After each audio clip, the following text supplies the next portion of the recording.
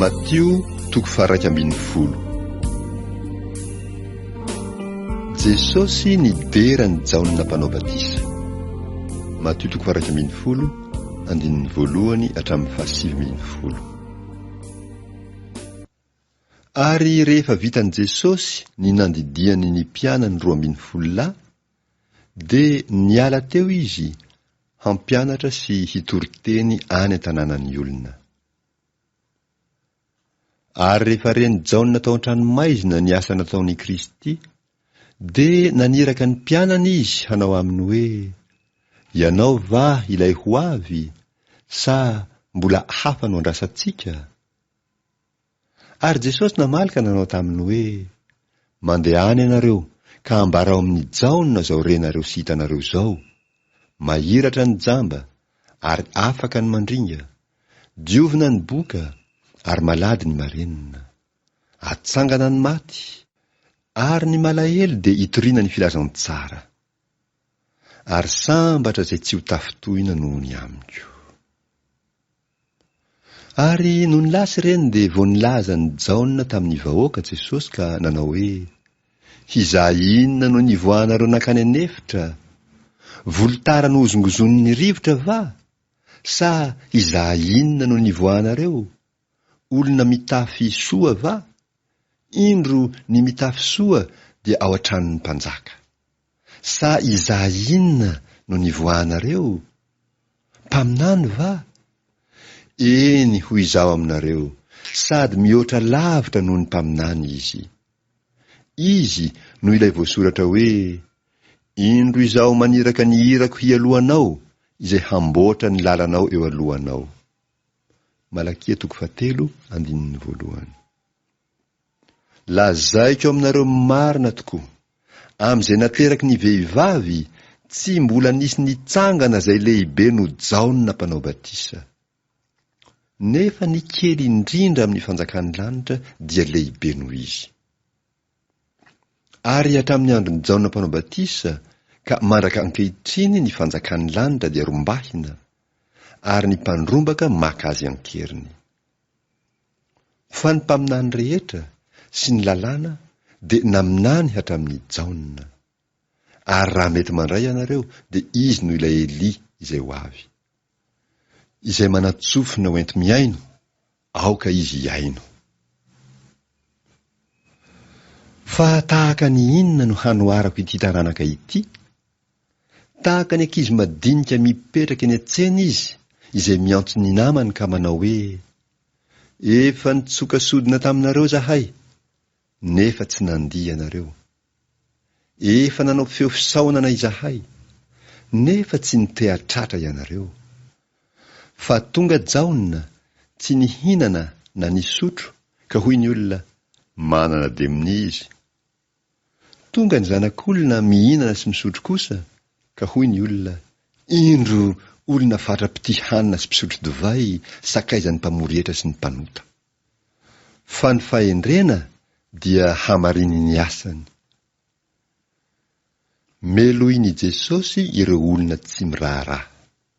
Matio 1:20 andininy 20 hatramin'ny 24.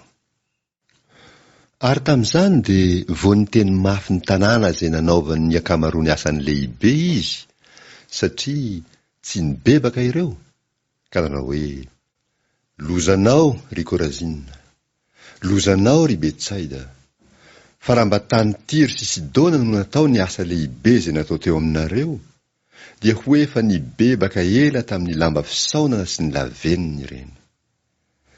Fa lazaiko aminareo fa ho moramora kokoa ny ho amin'ny Tiro sy Sidona amin'ny andro fitsarana noho ny ho aminareo. Ary ianao, ry Kapernaomy, hasandratra hatrany an-danitra va ianao? Hietry hatrany amin'ny fiaina tsita ianao. Fa raha mba tany Sodoma no natao ny asa lehibe izay natao teo aminao, dia ho naharitra mbaraka androany izy. Fa lazaiko aminareo fa ho moramora kokoa ny ho amin'ny tany Sodoma amin'ny andro fitsarana noho ny ho aminao. Jesosy mampahafantatra ny fahamarinana vaovao hoe: ny mpianatra dia manana fifandraisana manokana amin'ny tompony. Matio 6:15-20.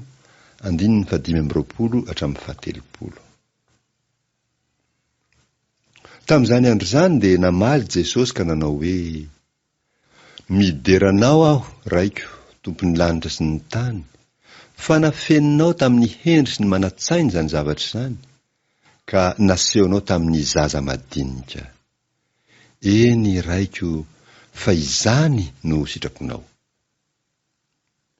Ny zavatra rehetra natolotry ny raiko ahy, ary tsy misy mahalala tsara ny zanaka afa-tsy ny ray, ary tsy misy mahalala tsara ny ray afa-tsy ny zanaka sy izay tiany zanaka hanehoana azy. Mankanesa ty amiko ianareo rehetra izay miasa fatratra sy mavesatra entana, fa izaho no hanome anareo fitsaharana. Entiny ziogako, ka mianara amiko, fa malemy fanahy sady tsy miavonam-po aho. Dia ahita fitsaharana ho an'ny fanahinareo ianareo. Fa mora ny ziogako ary maivana ny entako.